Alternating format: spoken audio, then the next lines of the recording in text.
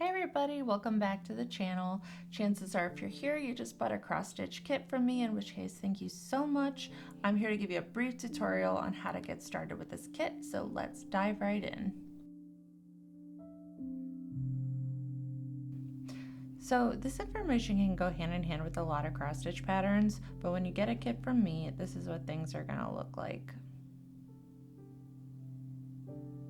Each kit includes a floss card with all the floss needed to make the kit, an embroidery hoop, Aida cloth cut to size, and 2 pieces of felt if you want to back your piece, which you don't really need to do, but some people like to, so I include it, and of course a tapestry needle. So that's all the components needed to make the hoop, along with the printed instructions, which I have right here. So I do recommend reading all the written instructions given with kits before diving in. A lot of makers, including myself, add some tips that are really helpful for the project, but fear not, because I'm going to go over everything in this video, and at the end you should know everything you need to know to get going.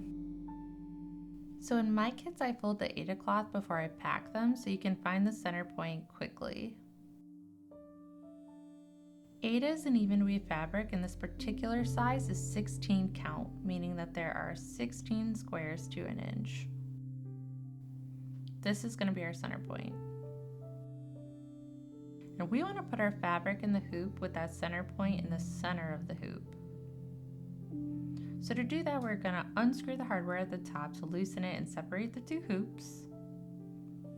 And then we lay the fabric over the hoop with no hardware, with the middle point close to the center.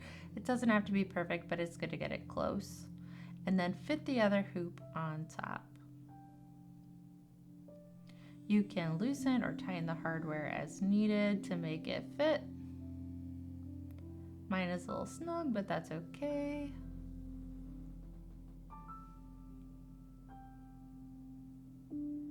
I pull the edges to get a smoother surface. Do a little more tightening to secure everything.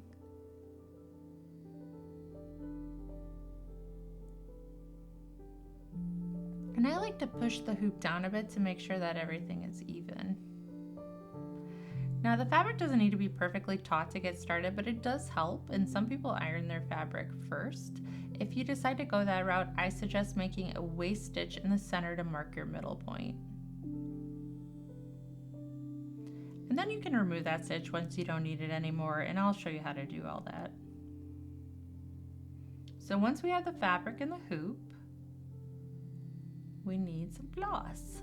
So we can take a length of floss about 12 inches and cut off that length.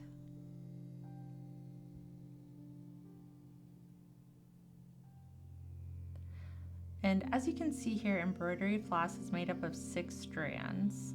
And each pattern can use a different amount of strands, so you'll want to make sure you're using the right amount. So for the pattern I'm working on now, we use 2 strands for cross stitches and 1 strand for back stitch.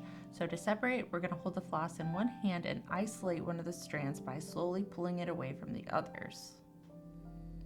We need 2, so I'll do that again. I will show 2 methods of how to get your floss started. The first being a double knot at the end of the 2 strands. And some people don't like this if they want to frame, but for a beginner, I think it's a perfectly acceptable method to get you going quickly.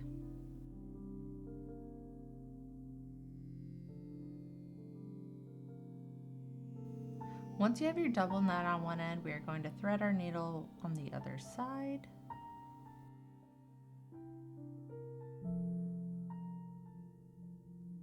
There we go. So as you can see, there's a knot on one end, and then there's this little bit of a tail on the other end with the needle.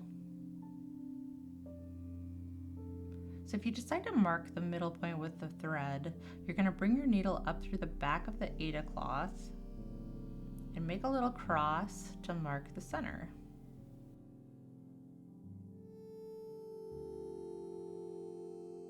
And then run your needle underneath the back stitch twice, and it should stay put long enough to get your first few stitches in.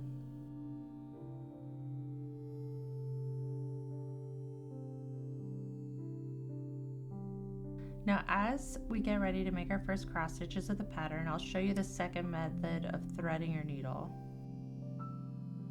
It's called the loop start, and for this method, you'll want a longer piece of floss because we will be doubling it over.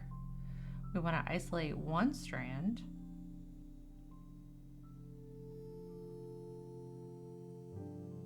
Bring the ends together so there's a loop on one side. And then we thread the needle with the two ends.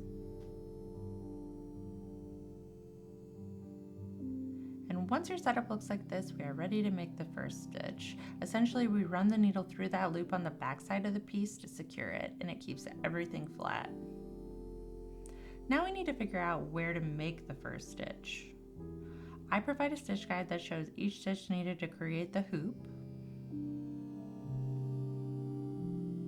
And here is our pattern. As you can see here, there are some red guidelines across the pattern, and that's what makes the center point. That center point is where we start. Using the red guidelines, I see I have a black square which represents a cross stitch as my center point. Since I know this is my center point in the hoop, I know that's where I want to make my first cross stitch. So insert your needle through the back into one of the holes, pull your needle halfway up and make a diagonal stitch. Make sure you haven't pulled your loop through because we need it to secure the thread. Alright, and once we've made sure, finish the stitch and put your needle through the loop and secure the stitch. So now that the stitch is there and I know it's in the right spot to have my work be centered, I can remove my marking stitch. And I make another diagonal stitch in the opposite direction to finish my first cross stitch.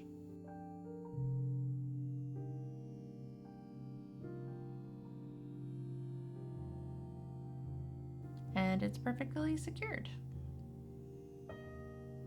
So now I know where my center is. I look at my pattern and count the stitches around my center point. So if I choose to work towards the left, I see I need to make 4 more black cross stitches in that direction. So since I started with my first stitch going up and to the left, I will be consistent with that and keep the work looking neat.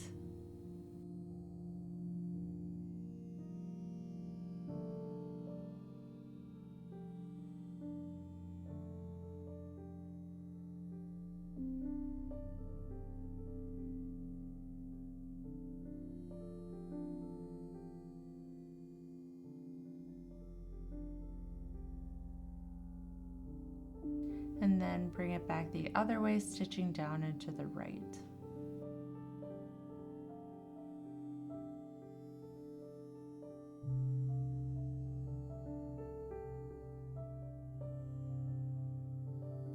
And that's how you read the pattern.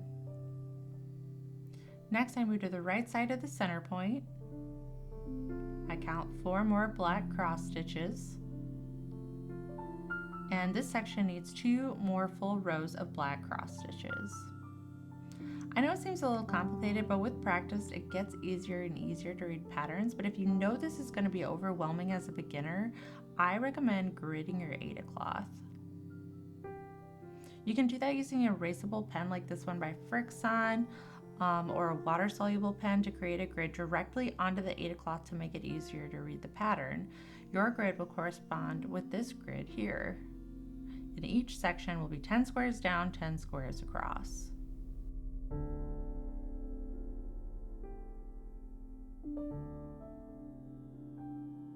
So find your center point and where that corresponds with the grid and start to make those 10 by 10 sections.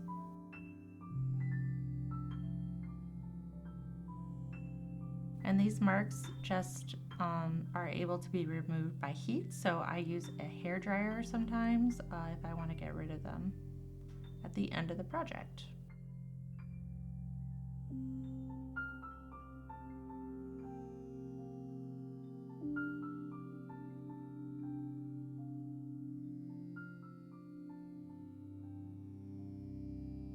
And if you're really struggling, you can mark large sections of the same color using this method before you stitch to make it easier. I like doing this when I'm going to be stitching while watching TV because it takes a little bit of the guesswork out if I don't want to look back and forth on the pattern a lot. And there you have it. I hope this tutorial was helpful to you and you have a great time stitching.